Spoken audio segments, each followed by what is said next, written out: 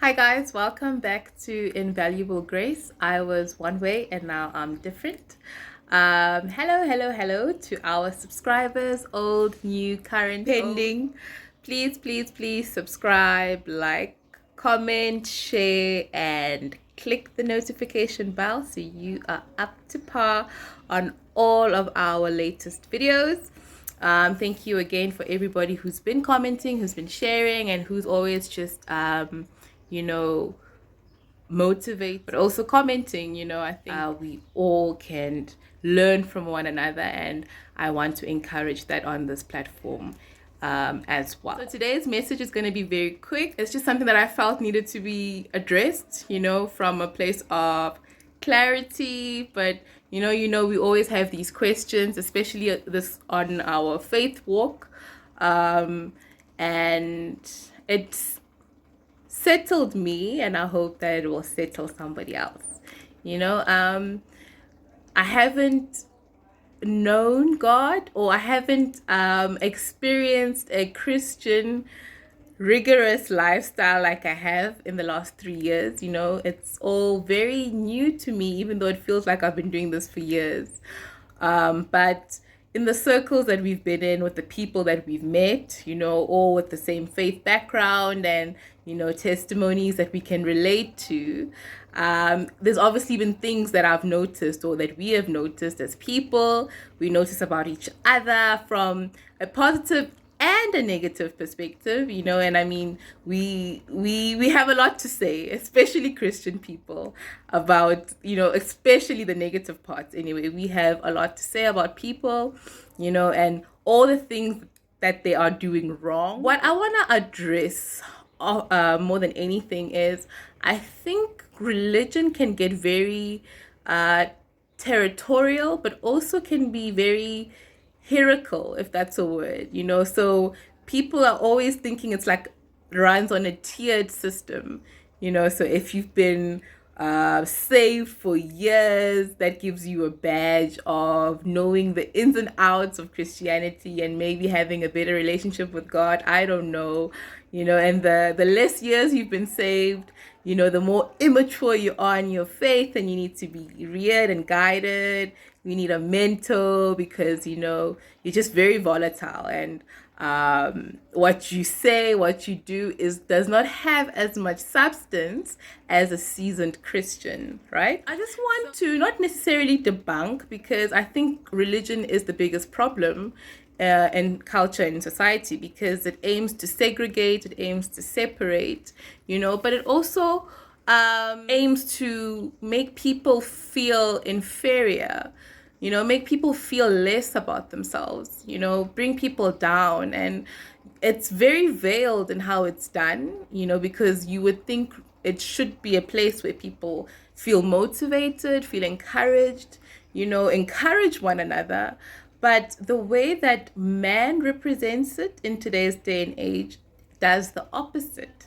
If anything, people use it as a way of hurting each other, as a way of comparing, what the ideal looks like from a righteous perspective, where we are seeing who can recite the most verses, who knows the Bible more, who is theologically correct, who is more law scripture abiding and who isn't.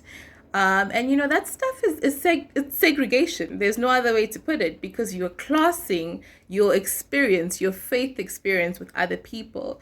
And if you're saying that there is a particular benchmark, which is yours, it's not Christ's benchmark, let's be honest, you already are putting up a barrier between people's walk with God, but also their experience with God. So for me, because I never used to be aware of it until I'm on the other side now, and I'm fully aware of what it looks like to walk and rub shoulders with the faith-based people. It is very ugly, so to speak. The problem with that is, we get to a level where we forgot, or where we forget, that grace brought us there. The Spirit brought us to that knowledge. The Spirit gave us the wisdom. The Spirit gave us the empowerment that we too were ill-advised at a point, that we too were lost, that we too, were reckless, and we get so confident and emboldened in what God does through us that somewhere along the line, the line blurs and we think we did that. We think it's because of how great we are and how smart we are and, how intellectual we are and how righteous we are, that we forget that grace is the only thing that made it possible. And I just want to speak into that today, because I often feel that maybe my mannerisms may make people feel that way, that the way that maybe the things that I say or the things that I do may make somebody feel like I am better than them or they are inferior to me, because I'm expressing my faith in a way that separates them somehow. But there is absolutely nothing special about any of us. That is a disclaimer that I don't think people understand. There is absolutely nothing special about any of us. In God's eyes, we are all the same. In God's eyes, we are on the same level. He loves us the same. He died for everybody. He didn't scale who he died for. He died for all mankind. Mankind needs redemption. That means that we are all just as flawed as each and every one else could ever be. So that alone puts us on the same level. And I think the message that we are sharing is actually quite skewed, right? So I think that somewhere along the line, the message that we were led to believe needs to be shared is that get right before you come to God, or because you're like this, you're not loved by God, right? And that is the complete opposite of the message of grace. The message of grace is this: you are what you are because of who you are. But it's the very reason why God loves you. It's the very reason why God died for you, because of the state that you're in.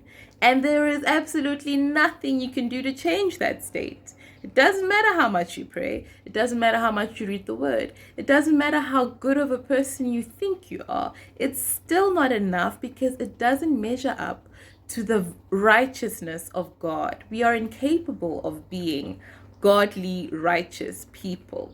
But what makes it so beautiful is that we don't have to be. The Spirit of God is the one who takes charge of us when we understand that truth first and foremost. The Spirit of God is the one who enables us to do things that we cannot do. I don't want to do good things. I mean, Paul even says it himself. I know what's right, but I find myself always deviating to the things that are not right, right? Even he recognized just how incapable of goodness and of righteousness that he was.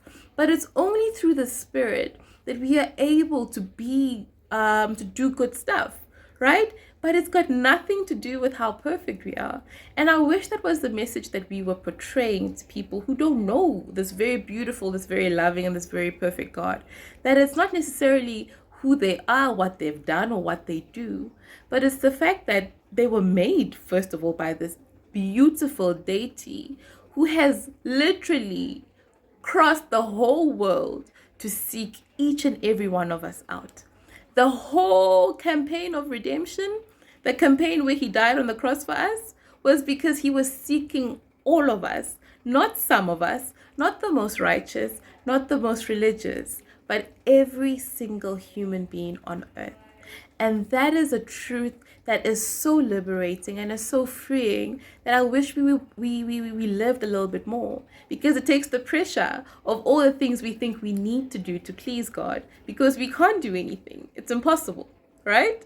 So I want to encourage Christians, all of us, myself included, that don't allow works to make you think that you are better than other people. Don't allow deeds to make you think that, you are self-sufficient, that you were never tainted, that you were never dirty, that you were born like this. Nah? It's got nothing to do with how much you do. Yes, the fruits and the results are a way to distinguish that you are empowered by the Spirit. The fruits and the results of the Spirit's empowerment are a way to show people that, that person is living a godly life through the Spirit's empowerment, through God's empowerment, not through their works, not through their perfection, but through God's. And I want us to really just change the religious narrative, because we're giving our God such a bad reputation, because people now scale him in the measure that we live, not in the measure of who he really is. People's experiences with God, or people's belief about God, is how we treat them and what we say and what we show who he really is. And he is a God of grace, love for all mankind. There is no differentiation, for all mankind, and he is committed to showing us that love, to giving us that love, and to changing us within, transforming us, that we are motivated by this very love that he has given us. All right. So please, please, please, all of us who claim to be Christ believers, let the narrative not be how perfect we think we are, but how perfect the God we serve is, and how much he wants us to invite everybody into his fold with his perfect love, through his perfect love, and see the difference. See how much you attract instead of repel. Because sometimes it's actually our manner and our approach to people who don't know God that repel them from God to begin with. So try this way, because disclaimer, this was the way that Jesus used. Jesus was not sitting and eating with the perfect religious people. He was sitting with people that nobody wanted to hang out with. He was sitting with people that everybody judged. There's credence to the way that he did it, because that's how he won more souls. That's how he actually got people to come into the winning team, because he recognized that it wasn't through works and deeds and religious activities, but through love, through grace, through sacrifice, through compromise sometimes, through stepping out of your comfort, that you are able to bring people to your cause, not repel them. So I think the agenda, or the message, or the way the message is delivered, needs to be altered just a bit, and it needs to be more embracing of grace rather than works. Hope this message blessed you guys. Bye.